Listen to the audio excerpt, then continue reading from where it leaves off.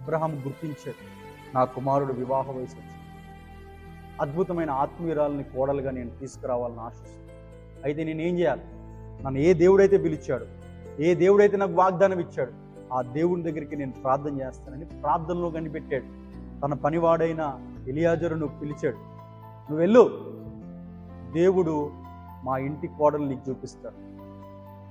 అప్పుడు ఎలియాజర్ అంటాడు, అబ్రాహాం గారు, మీరు బాధనవంతులు, సమస్త ఐశ్వర్యాన్ని దేవుడు మళ్ళీ బహుగా దీవించాడు, ఒక పిలుపునిస్తే వాళ్ళే వచ్చేస్తారు కదా, పోనీ మీరు నన్ను పంపిస్తున్నారు, ఒకవేళ నేను వెళ్ళి వారిని నేను తీసుకొచ్చే ప్రయత్నం చేసినప్పుడు వారు నేను రాను అని అంటే నేను ఏం చేయాలంటే, అప్పుడు అబ్రాహాం అంటాడు, ఎలియాజరు ఏం అలా దిగులు చెందు, నాకు ఏ దేవుడైతే నాకు వాగ్దానాన్ని ఇచ్చి నన్ను ఆశీర్వదించాడో ఆ దేవుడే నీకు తోడుగా ఉండి, ఎవరైతే ఆత్మీయురాలు ఈ ఇంటికి కోడలుగా రావాల్సిన వారు ఉన్నారో వారిని దేవుడు నీకు బయలుపరుస్తాడు.